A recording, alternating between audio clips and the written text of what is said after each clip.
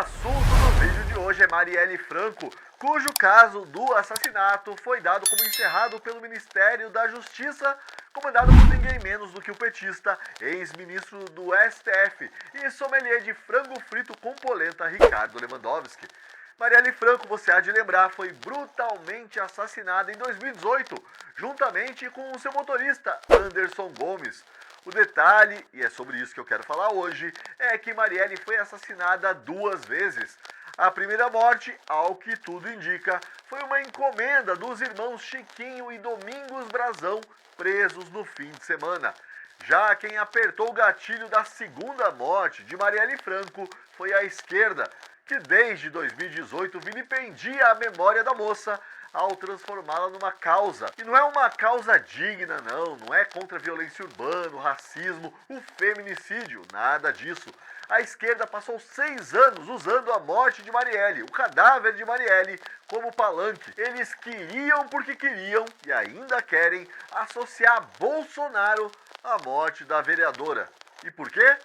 Porque assim fica mais fácil colar em Bolsonaro a pecha de mal com U. Isso, por sua vez, ajudou a transformar qualquer oposição ao PT ou PSOL, dá na mesma, num mal absoluto, mal com L. O mal absoluto contra o qual Alexandre de Moraes luta com aquela certeza inquebrantável dos obcecados. Por falar em Alexandre de Moraes, dá uma olhadinha nesse texto aí que eu escrevi para a Gazeta do Povo.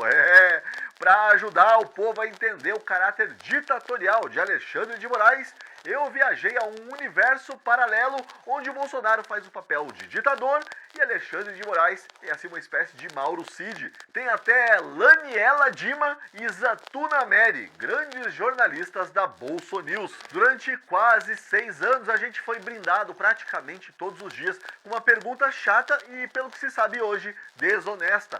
Quem matou Marielle Franco? Artistas fizeram vídeos, musiquinha, jogral, aquela coisa cafona toda. Milhares, se não milhões de camisetas foram vendidas.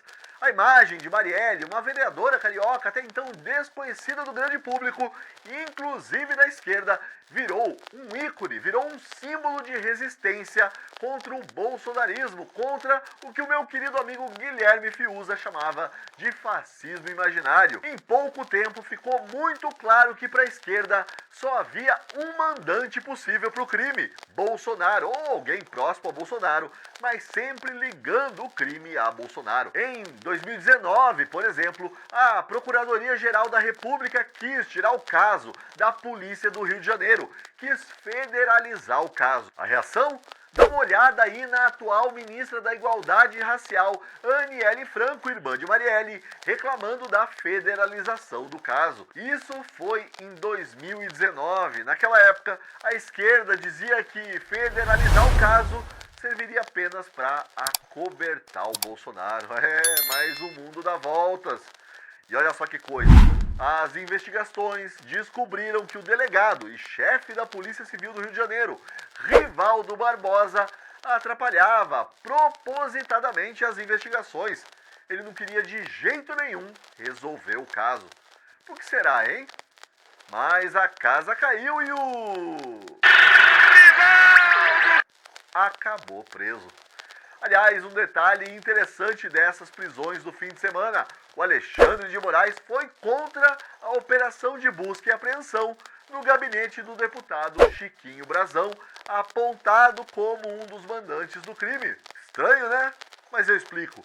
É que na escala moral do Xandão, mandar matar uma pessoa, uma mulher, uma vereadora com sei lá quantos tiros, em pleno centro do Rio de Janeiro, é bem menos grave do que ferir a honra dos ministros do STF, do que atentar contra a nossa democracia, frágil e de Araque. Frágil porque de Araque porque frágil. Eu duvido que os mandantes desse crime aí vão ser condenados a 17 anos de prisão, como os coitados lá do 8 de janeiro. Mas e se eu te disser que apesar da delação do Rony Lessa, apesar do fim das investigações, apesar da prisão dos irmãos Brazão, apesar de tudo isso, ainda tem gente tentando culpar o Bolsonaro pelo crime? Tá aí o tweet de um, entre aspas, jornalista que não me deixa mentir. saem o quem matou Marielle e o quem mandou matar a Marielle. E entra o quem mandou os mandantes. Mandou os mandantes?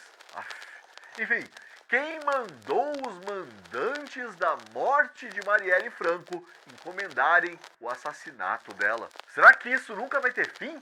Será que não vão deixar a pobre alma descansar? Eu esqueci. É que a esquerda é materialista, né?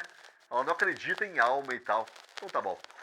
E aqui eu acho que cabe sim uma crítica, uma autocrítica à direita, que na empolgação de apontar a hipocrisia da esquerda, tenta de todas as formas associar o crime à própria esquerda.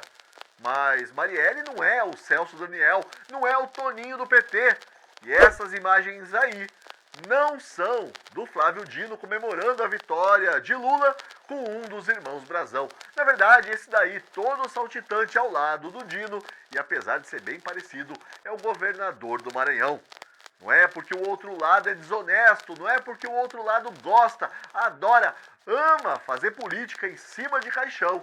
Não é porque o outro lado politiza tudo, transforma tudo num jogo de poder e controle que a gente vai fazer o mesmo, né? Eu não sei vocês, mas eu acredito que não se combate o mal, mal com L, sendo mal, mal com U. Mas você deve estar aí se perguntando, e agora?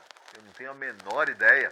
Dizem que se os irmãos Brazão confessarem e saírem por aí delatando, isso vai causar um pandemônio na política carioca, que já não é lá essas coisas. Vamos combinar?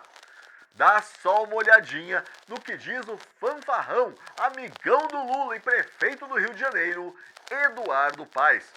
Mas quem melhor representa Jacarepaguá é a família Brazão. Então, a salva de palmas para essas feras aqui. O fato é que Marielle Franco se transformou em algo que vai muito além de ela ter sido uma vítima da violência urbana ou do crime organizado ou mesmo da selvageria da política carioca. Ela se transformou, como eu disse lá no começo, no símbolo de uma causa. Além disso, a gente não pode se esquecer de que a Marielle se transformou numa marca, na fonte de renda para muita gente que vende camiseta, boné, bandeira e cartazes até para pessoas que adoram usar a morte da Marielle para sinalizar a virtude. Bom, apesar de eu duvidar que o caso termine aqui, simplesmente porque tem muita gente interessada em manter essa chama eternamente acesa, da minha parte eu digo, caso encerrado. Chega!